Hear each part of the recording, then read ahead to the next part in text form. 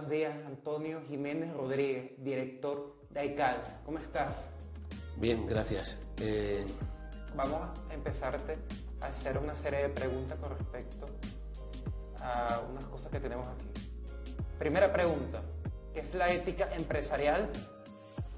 Bueno, vamos a ver, la ética empresarial, tal y como actualmente se usa esta expresión, se remonta a la década de los años 70, aunque hunde sus raíces en la antigüedad. Su historia se forja en tres vertientes interrelacionadas, cada una con dos ramificaciones. La primera, la más extensa y amorfa, es la ética en la faceta de los negocios o ética empresarial. Sus dos ramas son la religiosa y la secular. La segunda vertiente es la ética empresarial académica, con sus dos ramificaciones, la filosófica y la empírica.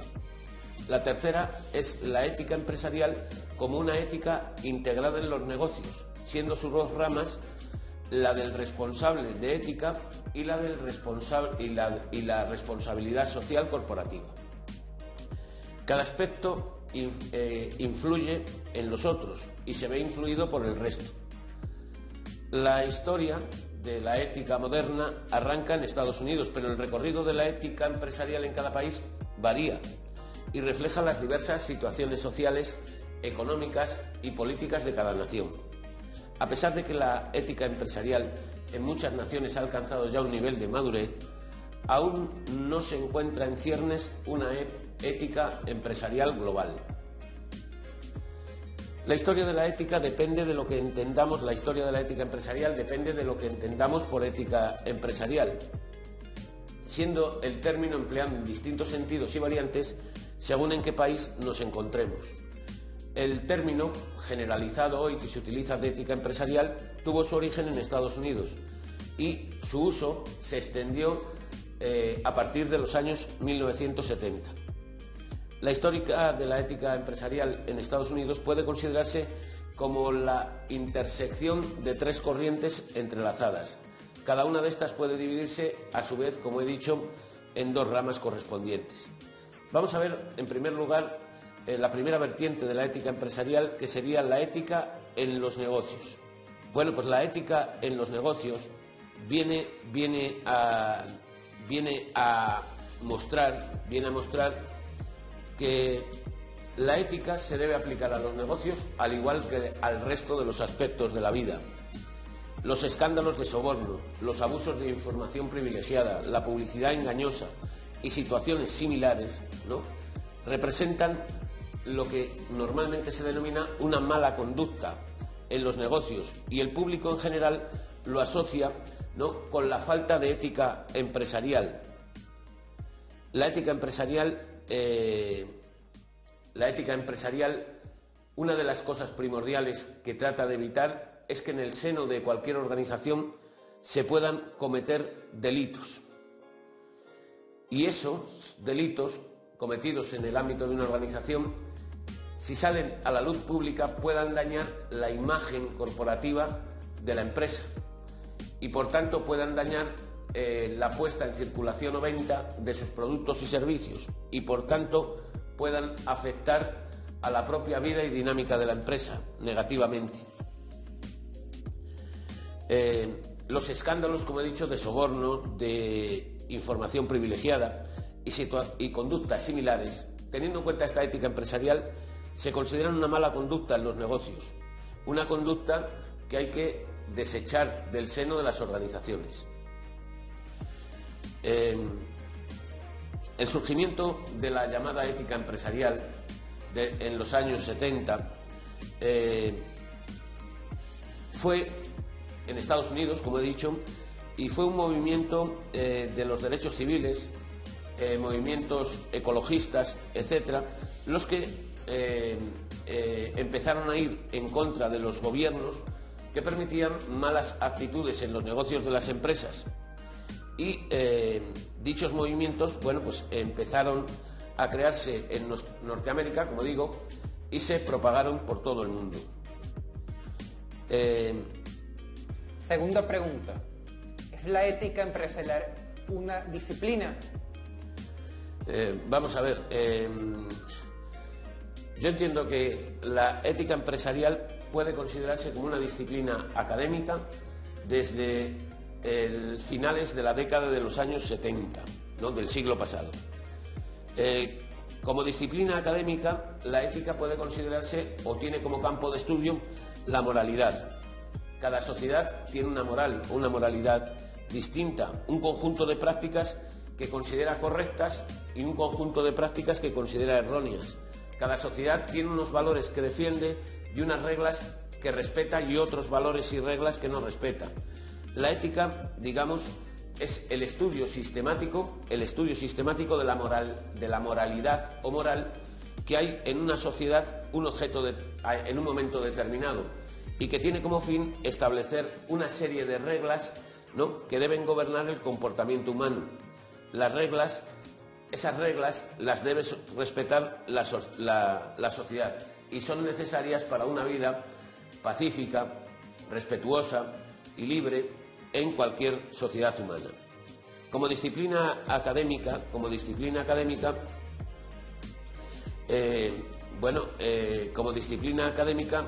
puede defenderse que ciertos valores éticos tienen que ser preservados en todas las sociedades, como puede ser la propiedad privada, como puede ser la vida, como puede ser la libertad, la justicia, la igualdad, y trata también de desdeñar de la vida pública y de la vida social otros valores pues que no tienen nada que ver con la moralidad, como pueden ser el soborno y las corruptas prácticas empresariales. La ética empresarial podríamos decirnos que es una disciplina académica que estudia de forma sistemática la moralidad en los negocios, las prácticas empresariales, los valores y todo lo que nos podamos encontrar en la realidad empresarial. El término ética empresarial como disciplina académica, comenzó, como he dicho, a usarse a finales de los años 70 y en su desarrollo se centró en la ética en el individuo, ¿no?, para, partiendo del individuo, afrontar los dilemas éticos o problemas morales en los negocios. Y a partir de ahí ver la ética que debería darse en las distintas sociedades humanas.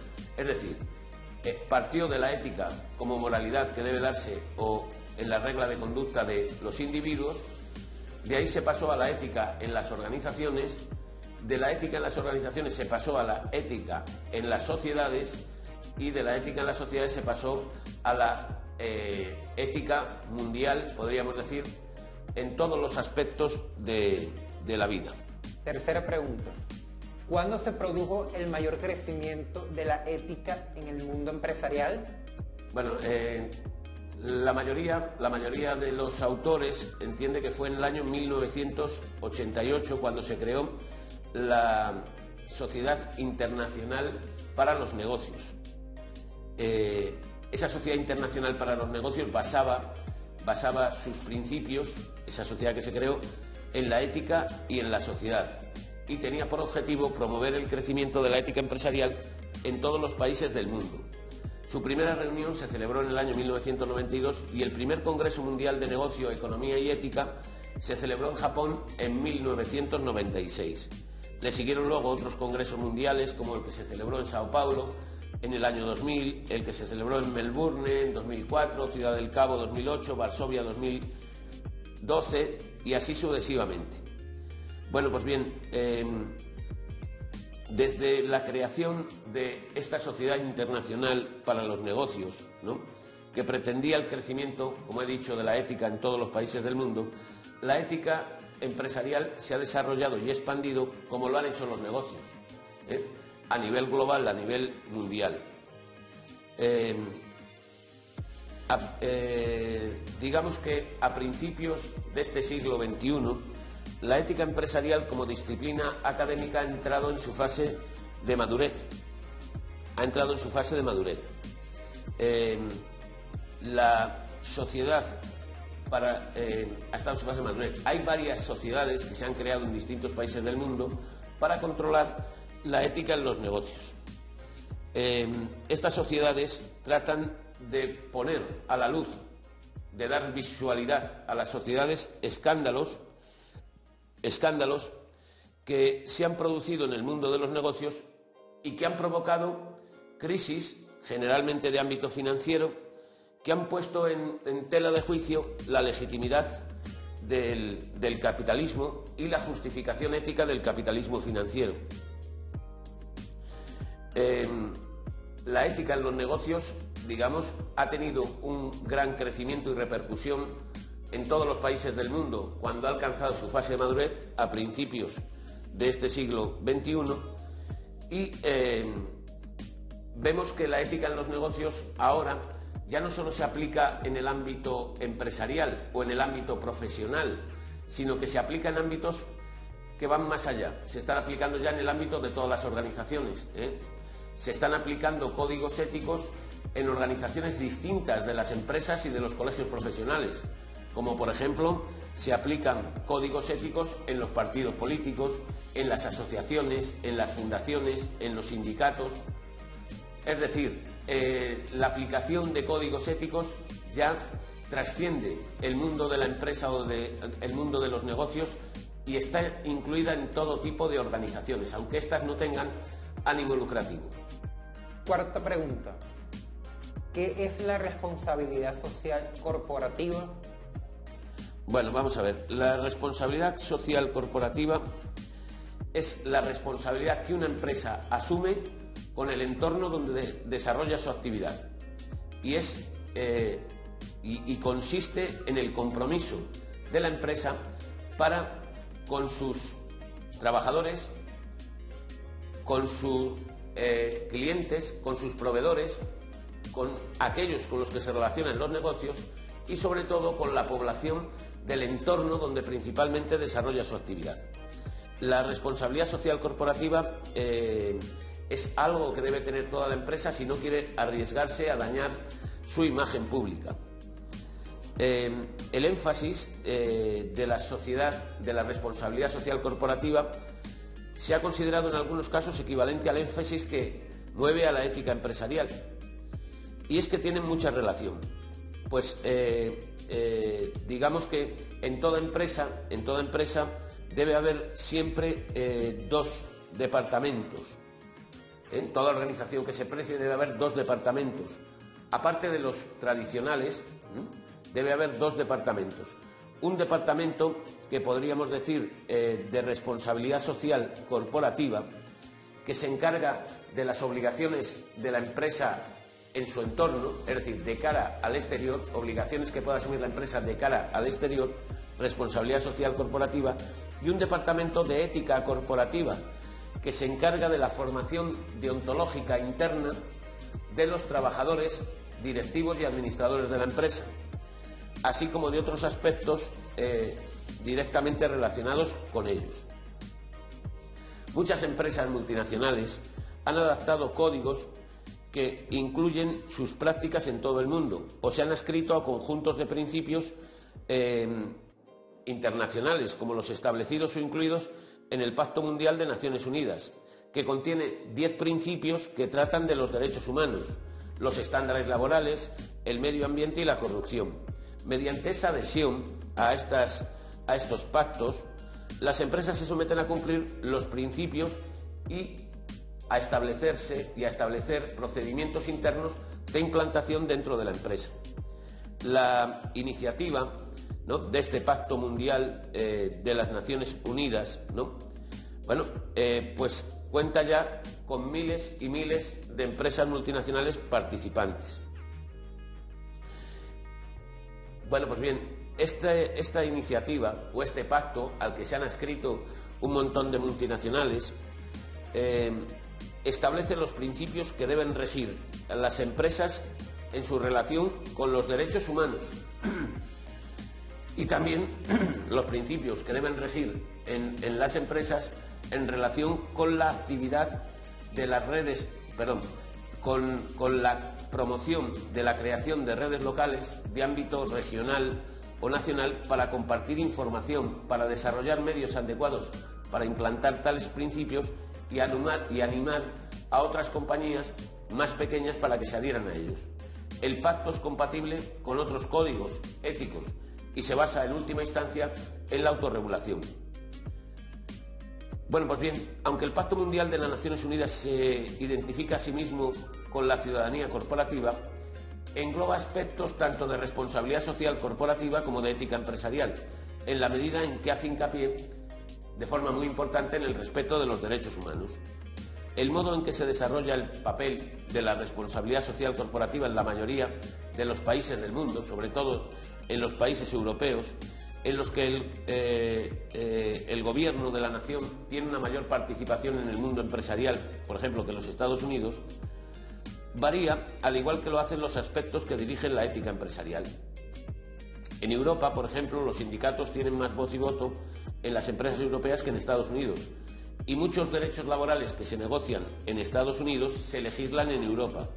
Las redes de seguridad implantadas son también diferentes.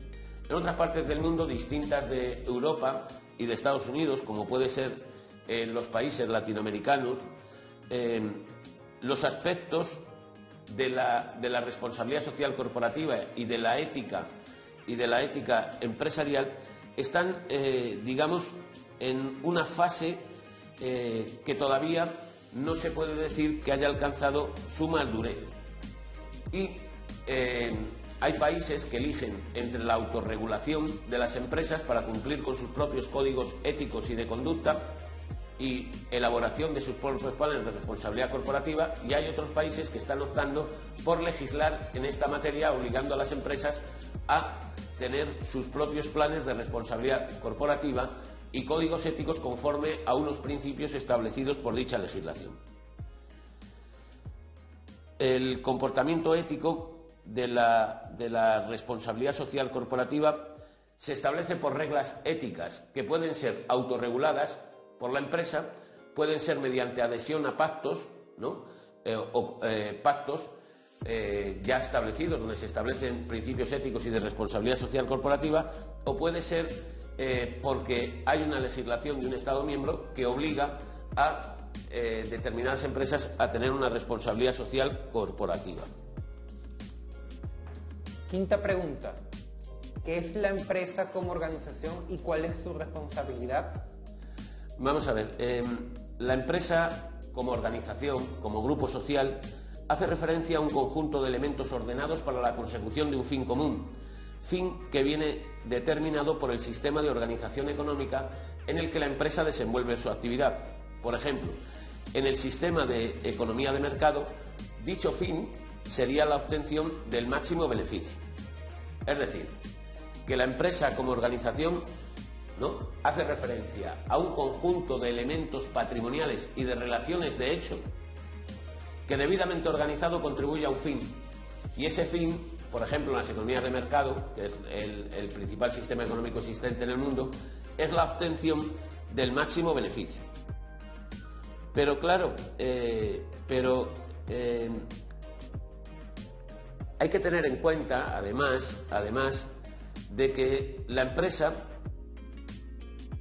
no es un ente aislado, sino que está condicionada por la estructura económica del país, de la región o a nivel mundial en que se encuentra inmersa, y en consecuencia hay que tener en cuenta los aspectos institucionales del sistema económico. Así, por ejemplo, su estatus legal, sus relaciones con otras empresas, sus relaciones con sus trabajadores, sus relaciones con el sector exterior y sus relaciones con el resto del mundo están supeditadas a legislaciones específicas de estos aspectos, como puede ser legislación civil, laboral, mercantil, administrativa, y condicionan la actividad de la empresa. En definitiva, la empresa no está condicionada únicamente por factores económicos cuando desarrolla su actividad, sino que forma parte de un entorno que influye y debe influir sobre ella. Podemos definir el entorno, ¿no?, como todo aquello que es ajeno a la empresa como organización, pero que influye o puede influir o modificar la actividad de la empresa. Dentro del entorno podemos distinguir un entorno general que afectaría a todas las empresas de una sociedad dada y un entorno específico en el que se incluyen aquellas características o variables que afectan a cada una de las empresas por separado. Dentro del entorno general podemos hablar de variables culturales, tecnológicas, educativas, políticas, legales, recursos naturales, variables demográficas, sociológicas o económicas. Dentro del entorno específico que afecta a la empresa podemos hablar de o distinguir diferentes variables, como son las relativas a los clientes, ¿no? Cuestiones como la distribución del producto y usuarios actuales del producto, cuestiones relativas a proveedores, ¿no? Cómo se abastece la empresa o de quién se abastece la empresa en sus materias primas, en sus bienes de equipo, en componentes y servicios, o cómo recluta a los trabajadores de la empresa, quiénes son sus proveedores en esa selección de personal. También cuestiones relativas a la competencia de la empresa, tanto frente a sus clientes como frente a sus proveedores. También podemos hablar de variables de índole sociopolítico, o como puede ser la intervención o regulación gubernamental del sector donde desenvuelve su actividad, actitudes políticas frente a la industria y frente al producto por parte de los gobernantes, relaciones con los sindicatos más influyentes del sector y, por último, variables de índole tecnológico como necesidades de tecnología y procesos en el sector de nuevos productos. En definitiva, el desenvolvimiento de la empresa hacia la consecución de sus objetivos debe considerar que la empresa se mueve siempre en un entorno cambiante, siendo el principal problema que tiene la empresa el de las interrelaciones que debe adoptar con su entorno social. Por lo tanto, toda empresa y todo empresario tiene ante sí un reto, el de ir adaptando su unidad económica, su empresa, a los requerimientos de un entorno social cambiante. Su análisis microeconómico, el del empresario, queda alterado por el número y características de variables que pueden influir en la empresa y a las decisiones que él mismo adopte respecto a esta. Pero a la vez la empresa debe considerar las posibles influencias que su actuación puede tener sobre el mundo exterior. Por tanto, digo, aunque el fin último de toda empresa en la economía de mercado es la obtención del máximo beneficio, las empresas no pueden guiarse únicamente por ese criterio económico, porque las empresas desarrollan su actividad en un entorno que puede ser global, ¿no? O entorno que puede ser específico de cada empresa. Y esas relaciones o interrelaciones que la empresa debe tener con el entorno influyen la política que debe adoptar la empresa. Sexta pregunta. ¿Cuáles son los factores económicos que influyen en la empresa y el marco social? Vamos a ver, los factores económicos que influyen en una empresa, puede decirse que esos factores económicos están dentro de lo que antes llamábamos, acabo de hablar, el entorno económico. Bueno, pues siguiendo las diferentes publicaciones de la Organización Internacional del Trabajo, los factores económicos que influyen en la empresa podemos clasificarlos, en primer lugar, según tengan su origen en la economía nacional o en la evolución de la economía internacional. Y dentro de los primeros, los que tienen su origen en la economía nacional, deslindaremos los de carácter permanente de los de carácter temporal. Entonces, los factores económicos que influyen en la economía de la empresa pueden ser de ámbito nacional o de ámbito internacional.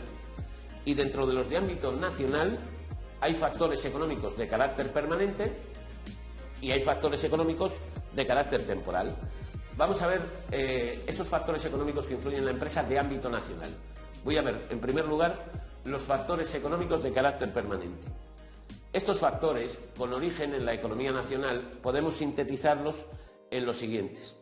Primero, el nivel general de la actividad económica en un país, el cual está determinado por las dimensiones del mercado nacional, las disponibilidades del factor trabajo en ese país y las existencias de capital social básico. Segundo, el grado de desarrollo económico de la región o país donde desenvuelve su actividad la empresa. Tercero, el índice de crecimiento de la población. Cuarto, el grado de especialización el grado de industrialización y de especialización de la fuerza de trabajo, el nivel de salarios, la distribución de la riqueza, porque eso influye mucho en la cantidad demandada de bienes y en el tipo de bienes que se demandan. Y por último, la disponibilidad de materias primas nacionales y de capitales nacionales. Estos que he mencionado son factores económicos permanentes de orden nacional. Junto a ellos se sitúan los factores económicos temporales de orden nacional, que son el nivel de actividad económica coyuntural, la situación de la balanza de pagos de un país o los tipos de interés, que esos varían, ¿no?, constantemente y por tanto no tienen carácter permanente. En cuanto a los factores económicos de orden internacional que influyen en la actividad económica de la empresa, bueno, pues tenemos tres principales. Primero, el nivel de actividad económica mundial, el cual influye en la economía nacional en un mundo, más hoy, en un mundo crecientemente integrado, así como en el volumen de relaciones comerciales y financieras con el resto del mundo. Luego, el primer factor internacional que influye en la actividad económica de la empresa es el nivel de actividad económica mundial. Si el mundo crece, nuestra empresa crece. Si el mundo no crece, por diferentes causas, nuestra empresa tampoco va a estar en fase de crecimiento. En segundo lugar, segundo factor económico de orden internacional que determina el crecimiento económico o no de una empresa es la competencia entre empresas.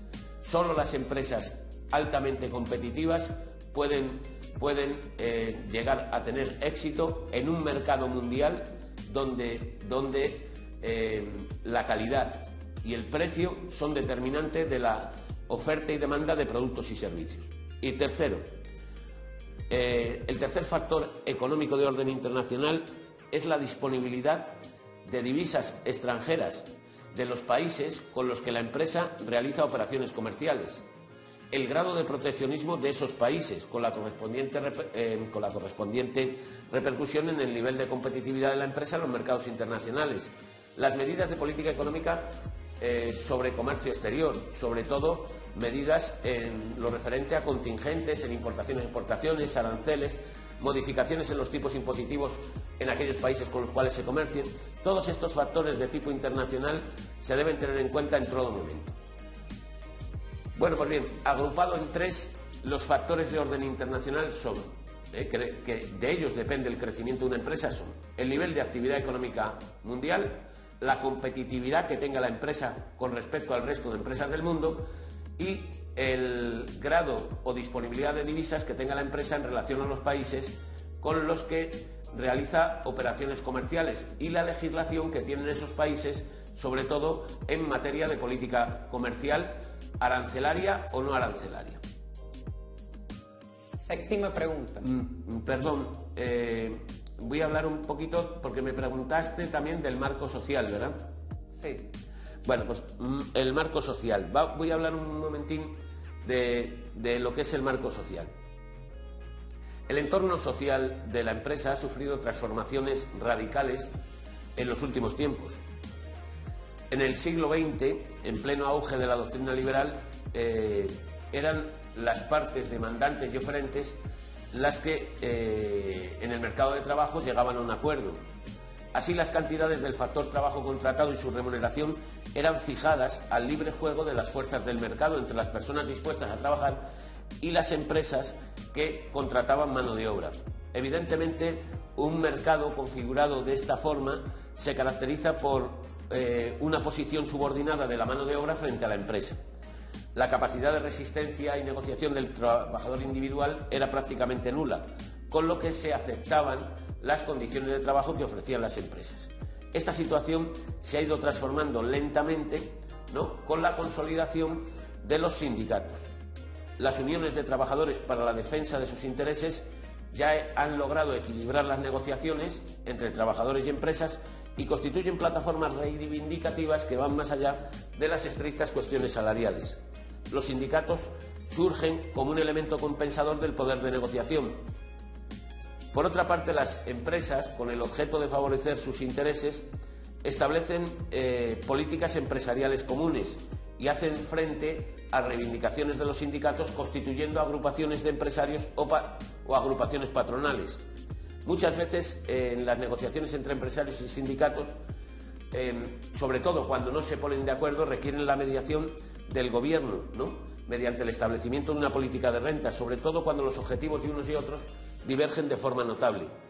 Las negociaciones entre sindicatos de trabajadores y asociaciones de empresarios dan lugar a lo que hoy denominamos convenios colectivos, convenios en los que se establecen las condiciones reguladoras de las relaciones laborales en el sector donde desenvuelve su actividad la empresa y por el periodo de tiempo que se determine. Dentro del marco social también hay que hacer referencia al hecho de que cada vez es más normal que los empresarios busquen más implicación de los trabajadores en la empresa a través de incentivos de distinta índole, ¿no?, que lo que tratan con esos incentivos es de mejorar los resultados y rentabilidad de la empresa.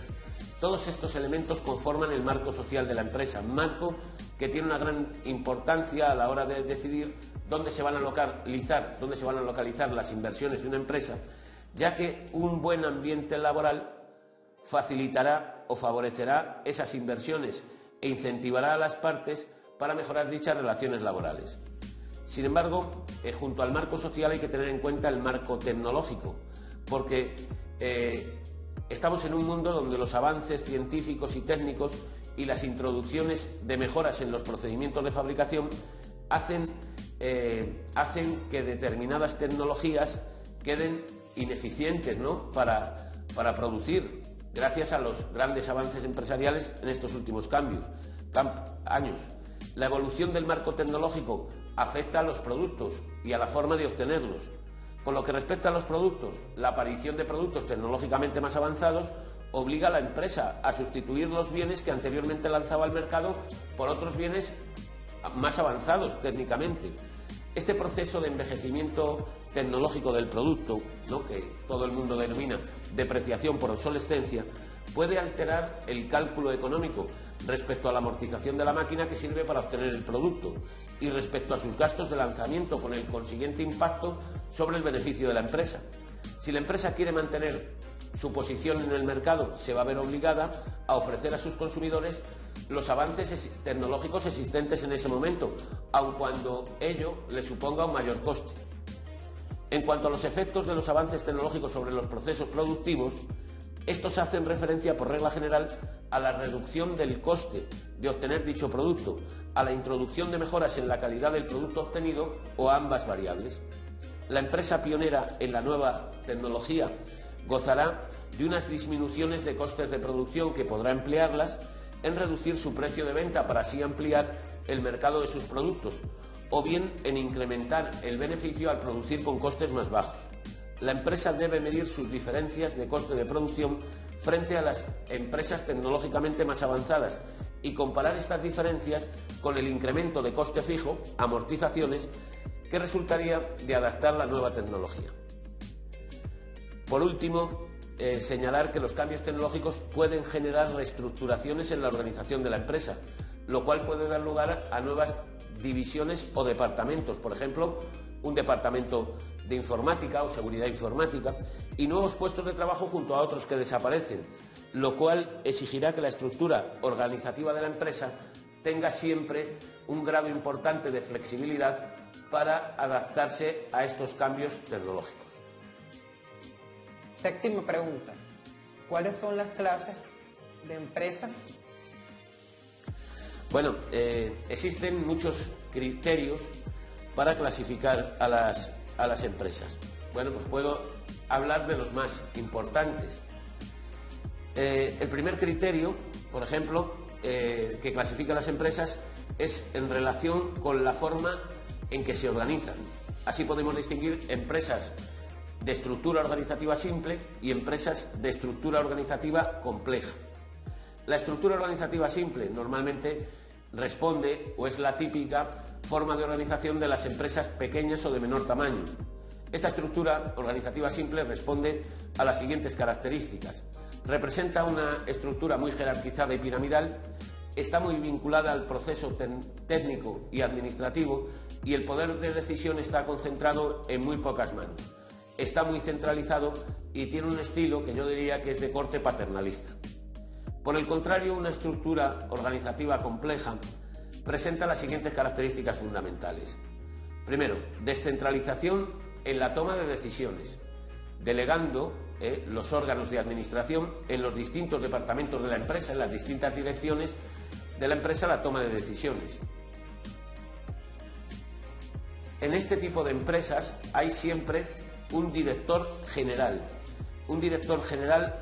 que tiene por misión la coordinación y asesoramiento de los distintos departamentos o divisiones de la empresa en su toma de decisiones y ejerce el control financiero de los mismos. Por eso, en la estructura organizativa compleja se distingue entre la dirección general y las divisiones organizativas o distintos departamentos de la empresa.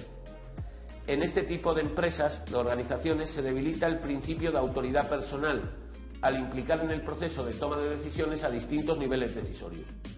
En muchas ocasiones, las formas de organización compleja suelen combinar distintas explotaciones dentro de una misma persona jurídica, es decir, empresas multiplantas ya operen en un único país o en países distintos, o incluso de empresas con personalidades jurídicas distintas, lo que se llaman empresas plurisocietarias, como es el caso de los grupos de sociedades, en los que una de las sociedades, la dominante del grupo, detenta el papel de matriz o de unidad central de dirección del conjunto de sociedades que integran el grupo. Otro criterio importante de clasificación de las empresas es el criterio económico, ¿no? Según este criterio se pueden clasificar las empresas en grandes, medianas y pequeñas. Estas dos últimas reciben en el mundo latinoamericano el nombre de pymes, ¿no? Pequeñas y medianas empresas. También podemos utilizar otro criterio económico de clasificación atendiendo al sector o rama de actividad que constituye el objeto principal de la empresa. Así podemos distinguir, ¿no?, según la clasificación de actividades que realiza la empresa, entre 4 tipos de empresas. Empresas del sector primario, que incluyen básicamente a las agropecuarias, ganaderas y a las pesqueras. Empresas del sector secundario, que incluyen a las empresas industriales, así como las de minería y energía. Un sector secundario también, pero diferenciado del industrial, minero y energía, como puede ser el sector de la construcción, y un sector servicios, que sería el sector terciario. Entonces, digamos que los criterios económicos son los que clasifican la empresa en grandes, medianas y pequeñas, ¿no? La clasificación principal de grandes, medianas y pequeñas es por el volumen de facturación, es decir, por el importe neto de cifra de negocios de la empresa y el número de trabajadores que tiene la empresa. Y el otro criterio de clasificación es en función de la actividad económica que desarrolla la empresa, ¿no? Así hay empresas del sector primario, que básicamente son las agropecuarias, las ganaderas, las forestales y las pesqueras, industriales, ¿no?, sector secundario tipo 1, que englobaría las industriales, la minería y la energía, y sector secundario tipo 2, que englobaría la construcción, y sector terciario, que englobaría los servicios. Hay otros criterios económicos también de clasificación. Por ejemplo, según la estructura social de producción que desarrolla la empresa, podemos hablar de empresa artesanal y empresa capitalista. La primera es aquella en que su propietario aporta tanto su trabajo manual como aporta su trabajo manual y directivo como el capital, y en la que existe una escasa división del trabajo. En la capitalista, por el contrario, existe división del trabajo, un número de trabajadores de cierta importancia, y en estas empresas el empresario, aparte de aportar casi la totalidad del capital, se reserva las tareas directivas y organizativas, pero no realiza trabajo manual. Otra clasificación importante es, atendiendo al proceso productivo y a la tecnología, podemos clasificar las empresas en empresas monoproductoras y multiproductoras. Las primeras fabrican un único producto, las segundas varios productos.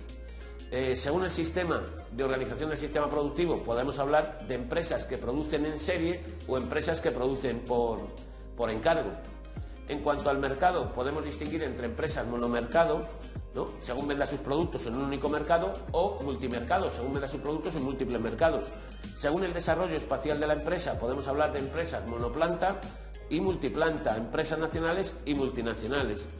Y según cómo orienten la gestión las empresas, ¿no?, de cara al futuro, y tengan o no en cuenta el entorno donde desarrollan su actividad, pues podemos clasificar las empresas en inmanentes, ¿no?, que miran su gestión solo al presente, y trascendentes, ¿no?, que establecen estrategias de desarrollo de cara al futuro teniendo en cuenta su entorno. Estas empresas trascendentes son las capaces de influir en su medio exterior, mientras que las inmanentes fijan su vocación en mantener el status quo, el status actual, adaptándose mínimamente al cambio del entorno para poder continuar sobreviviendo. Octava pregunta. ¿La empresa pública qué es y por qué surge? La empresa pública, ¿qué es y por qué surge? Vamos a ver. Debemos entender por empresa pública todas aquellas empresas cuyo capital es mayoritariamente propiedad del Estado o de otras corporaciones de derecho público, ¿no? Como por ejemplo en España las comunidades autónomas, en otros países las regiones, las comunidades autónomas, las regiones, las provincias, los municipios. Es decir, que empresa pública es toda empresa en cuyo capital participa mayoritariamente un ente de los que llamamos integrados en el sector público, que puede ser una administración pública, puede ser un organismo público o puede ser una entidad de derecho público. Pero el caso es que el capital de una empresa pública está participado fundamentalmente o mayoritariamente por una o varias entidades que forman parte de lo que se entiende por sector público. Por ejemplo, Petrobras en Brasil y Pemex en México, que son unas petroleras, puede decirse que es una empresa pública. Si la participación en el capital es mayoritaria por parte del sector público, son empresas públicas. Por ejemplo, en Renfe en España, ¿no?, es una entidad. Renfe en España opera a través de una empresa que se llama Adif.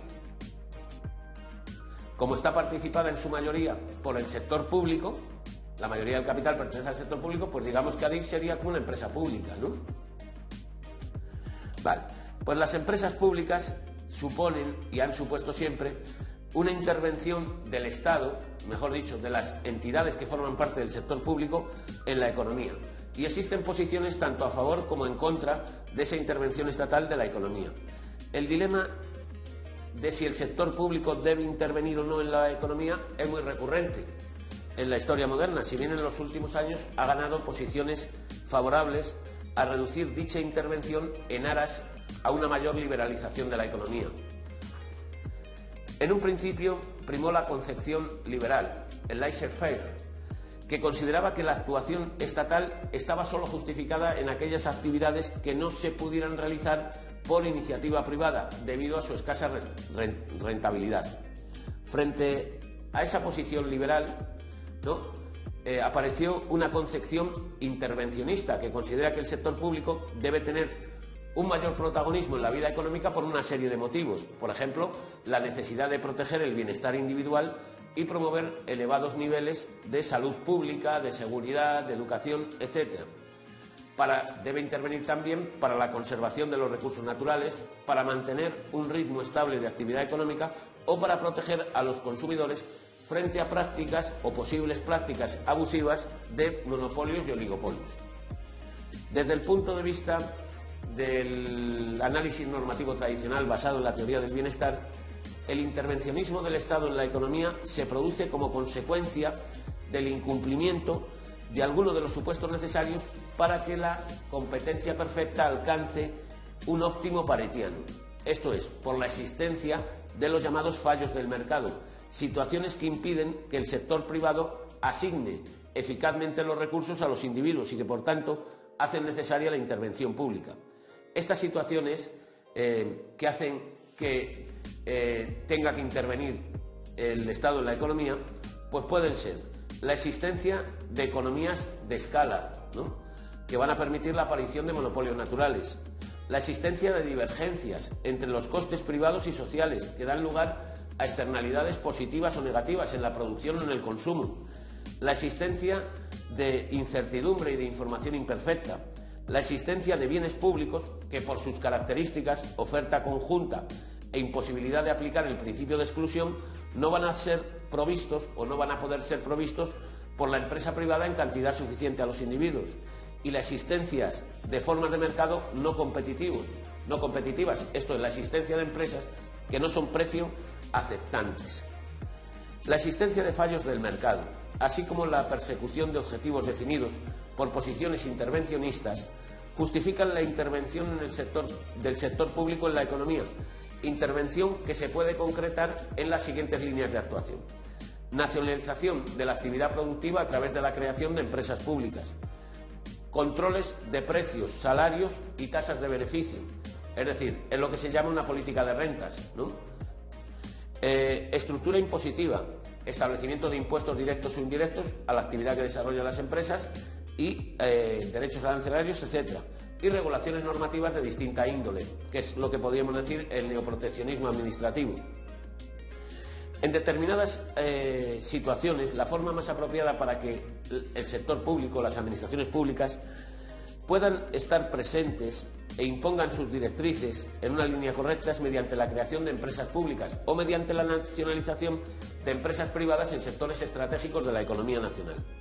En muchos casos, la empresa pública pretende cumplir un papel auxiliar, ¿no?, para hacer frente a las deficiencias o ausencias del sector privado, de inversiones del sector privado en sectores importantes. En otros casos, interviene el sector público creando empresas públicas para mantener precios bajos en sectores fundamentales para la comunidad, como puede ser el mercado energético. También a veces interviene el sector público creando empresas públicas para estimular la competencia, ¿no?, en determinados sectores que hasta entonces estaban siendo oligopolísticos o monopolísticos. O bien también pueden intervenir creando empresas públicas cuando las características de la actividad, cuando por las características de la actividad haya de ser forzosamente un monopolio el que dirija una rama del sector económico. En este caso se crea el monopolio, ¿no?, a través de una empresa pública estatal.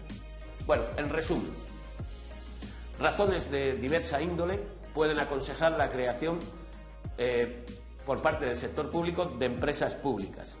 Esas razones, si las tuviéramos que agrupar en dos tipos, diríamos que son razones económico-social y razones político-sociales.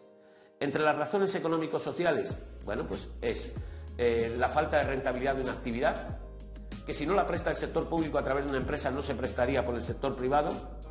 Controlar los precios de un determinado sector, creo la empresa pública para controlar precios de un determinado sector de actividad que se considera esencial o fundamental para la economía. La necesidad de realizar inversiones que el sector privado nunca realizaría porque, a pesar de que son rentables, la rentabilidad es a muy largo plazo.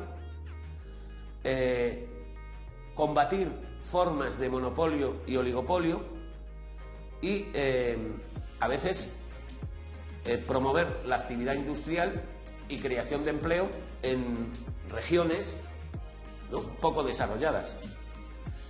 Esas son las razones de índole económico-social que motivan a la creación de empresas públicas. Las razones de índole político-social, bueno, pues pueden señalarse que son evitar que los intereses privados se impongan a los intereses colectivos en sectores de interés fundamental para una economía, razones de política militar y de defensa y razones a veces de prestigio, ¿no?, ante otros países. Sobre todo un país adquiere prestigio entre otros países sobre todo si tiene industrias pioneras en el ámbito de la investigación, el desarrollo y la innovación tecnológica. Bueno, pues bien, si el sector privado no está suficientemente desarrollado en ese ámbito por una política de prestigio a nivel internacional, ¿no?, pues, y de calidad de los productos de una economía, pues se puede crear este tipo de empresa. Cuando se crea una empresa pública, uno se plantea cómo se puede gestionar, cómo se gestiona, como una empresa privada o hay algún tipo de gestión que se debe aplicar a la empresa pública distinta a la que se aplica en la empresa privada. Bueno, hay dos tipos de empresas públicas. Están las empresas públicas con presupuesto autónomo, que se gestiona aunque depende de la administración como si fuera una empresa privada, ya que es una empresa que depende de sus propios ingresos y realiza sus propios gastos sin necesidad de ser financiada con cargo a los presupuestos públicos.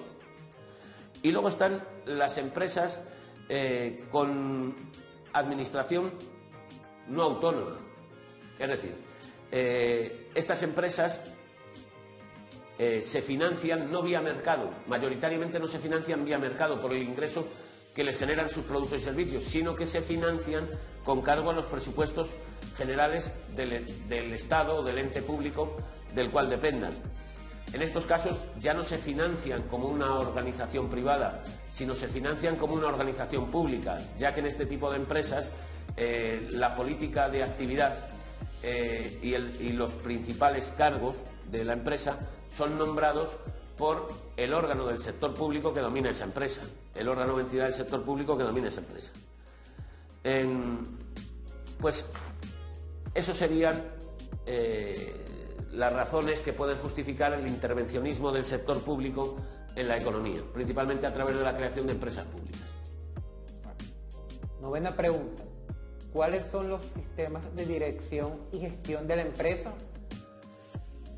Vamos a ver. La empresa tiene diferentes sistemas de dirección y gestión, lo puede tener, pero siempre ha de adoptar algún sistema que le permita un diseño y un desarrollo eficiente en el proceso de toma de decisiones. La estructura del sistema que configura la empresa ofrece varios niveles decisorios en sentido jerárquico o vertical, así como varias partes o subsistemas en un sentido funcional u horizontal. Bueno, pues bien, las organizaciones deben dividirse en subpartes, que podemos denominar subsistemas principales, y cada una de estas partes en sus sistemas específicos, y deben involucrarse todos esos sistemas y subsistemas, ¿no?, en la toma de decisiones. Cuando una empresa, digamos, a nivel vertical y a nivel horizontal es capaz de coordinar los sistemas y los subsistemas, es una empresa con una capacidad de decisión eficaz y que va a tener una planificación y control eficaz de todos sus recursos, que va a adoptar mejor las decisiones de actividad empresarial, y todo ello le va a contribuir a mejorar su ciclo de explotación, su ciclo de capital, financiación e inversión, y la planificación a nivel directivo, tanto vertical como horizontal.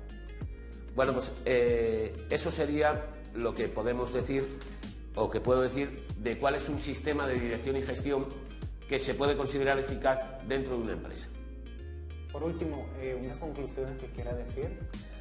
Por unas conclusiones, bueno, pues que la principal conclusión es que la ética y la responsabilidad social corporativa, que en un principio nacieron, la ética empresarial y la responsabilidad social corporativa nacieron como algo que era importante, por así decirlo, para las grandes empresas multinacionales en el desarrollo de su actividad a nivel mundial, se ha convertido en algo, ¿no?, que atañe a todo tipo de organizaciones, a todo tipo de empresas, aunque sean de ámbito nacional, de ámbito regional o ámbito local. Sus decisiones las han de tomar teniendo en cuenta no solo el fin último, que es obtener un lucro, una ganancia, sino que han de tomarlas y tenerlas en cuenta adaptándolas al entorno social donde desenvuelven su actividad. Y también, y ese entorno social donde desenvuelve su actividad puede ser un entorno general o un entorno específico de la empresa, pero siempre en esos entornos de cara al exterior, la empresa debe adoptar un sistema de responsabilidad social corporativa que le dé prestigio y proyeccione a las sociedades y regiones donde desenvuelve su actividad, las posicione de cara a ver a la empresa como algo que genera valor en su entorno, como algo que produce bienes y servicios de calidad, como si esa empresa fuera de ellos, ya que contrata a trabajadores del entorno, ya que vende unos productos y servicios de calidad, ya que atiende a las necesidades del entorno, financia actividades para el entorno que pueden beneficiar a la sociedad. Bueno, pues bien, la responsabilidad social corporativa se debe tener muy en cuenta a la hora de tomar decisiones. Y luego también la ética, de cara al aspecto interno, toda organización debe guiarse por códigos éticos o adherirse a códigos éticos ya creados, ¿no? Porque solo así se pueden construir unos cimientos sólidos, ¿no? Unos cimientos sólidos para los cuales, con los cuales poder desplegar la actividad y desarrollarla al máximo en un futuro. No se puede construir sobre arena, porque cuando construyes sobre arena, las empresas que construyen sobre arena, que no tienen en cuenta los principios éticos, que no tienen en cuenta la responsabilidad social corporativa, cuando se construye sobre arena, normalmente esas construcciones no duran mucho. Y si duran, van a ser a base del engaño, a base de políticas, digamos, que no va a consentir la sociedad, y al final va a provocar la desaparición del ente. Muchas gracias, Antonio, te lo agradecemos. Gracias.